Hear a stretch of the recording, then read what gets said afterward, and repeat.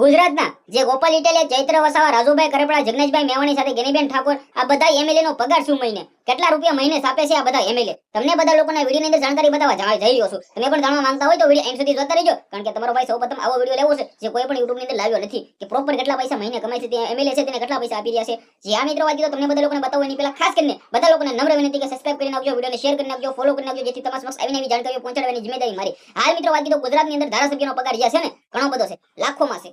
જે આ મિત્રો વાત કીધો પાર્ટી દર પાર્ટી મિત્રો વાત કીધો પગાર વધતો હોય છે, પરંતુ મેન મુદ્દાની વાત એ છે કે ગુજરાતની અંદર બીજી પાર્ટી ભાજપમાંથી બીજી પાર્ટીમાં જોઈન થઈને ભાઈ એમએલએ બનવું એટલે ખૂબ જ ભાઈ મુશ્કેલી કહેવાય, કારણ કે ગુજરાતની અંદર છેલ્લા ઘણા વર્ષોથી ભાજપ મોજ કરી રહી છે, ભાજપ જ જીતે છે. પરંતુ અચાનક જ જે આ મિત્રો વાત કીધો ઘણા બધા નેતાઓ એવા છે કે જેવા વિજય બની જાય છે. હવે મેન મુદ્દો એ છે કે પગાર કેટલા મહિને હોઈ શકે છે, કેટલા રૂપિયા મહિને કમાય છે. હવે આ મુદ્દા વચ્ચે આપણે સૌ પ્રથમ સ્ટાર્ટ કરીએ તો ગુજરાતને કહેવાની હતા વિસાવદરના એમએલએ ગોપાલભાઈ ઇટાલિયાએ ભાજપની ઊંઘ હરામ કરી હતી, કારણ કે જે રીતે કિરીટ પટેલ તેમની સામે લડતા હતા અને વિસાવદરની અંદર જે હાર મળી હતી 60,000 લીડથી ગોપાલ ઇટાલિયા વિજય મેળવ્યો હતો, ત્યારબાદ ખબર પડી કે ગોપાલભાઈ ઇટાલિયા તો ગોપાલભાઈ ઇટાલિયા છે. હવે એમએલએ બન્યા બાદ તેનો મંથલી પગાર શું છે?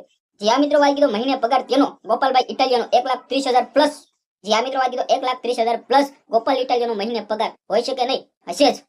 જે આ મિત્રો વાત કીધો નેક્સ્ટ નેતા આપણે લઈએ તો ચૈતરભાઈ વસાવા, ડેડિયાપાડાના એમએલએ, ગુજરાતની અંદર ખૂબ જ સારું એવું નામ, આદિવાસી યુવા નેતા. હવે તેનો પગાર આપણે વાત કરીએ તો ક્યાંક ને ક્યાંક ઘણા ટાઈમથી એમએલએ છે કે એટલે ભાઈ તેનો પગાર મંથલી 1,35,000 થી 1.5 લાખ હશે.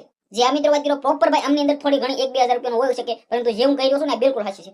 હવે આગળ આપણે વાત કરીએ તો જિગ્નેશભાઈ મેવાણી, તે પણ એમએલએ છે, કોંગ્રેસમાંથી એમએલએ છે. તેનો પગાર પણ ક્યાંક ને ક્યાંક આપણે વાત કરીએ તો 31 આજુબાજુ હોઈ શકે છે, પરંતુ ગોપાલભાઈ ઇટાલિયા અને ચૈતરભાઈ વસાવા કરતા થોડો ઘણો ઓછો હોય છે. હવે આપણે આગળ વાત કરીએ તો રાજુ કરપડા. હવે રાજુભાઈ કરપડા તો કોઈ પણ પ્રકારના એમએલએ નથી, એટલે કે ભાઈ એનો પગાર તો કોઈ પણ પ્રકારે આપણે કહી ન શકીએ, પરંતુ તાલુકા જિલ્લા પંચાયતની ચૂંટણીની અંદર 2 વોટથી ભાઈ ત્યાં 2 જગ્યાએથી જીત્યા છે, એટલે ભાઈ થોડો ઘણો પગાર તેનો પણ હશે, 50 આજુબાજુ ગણી લો ને.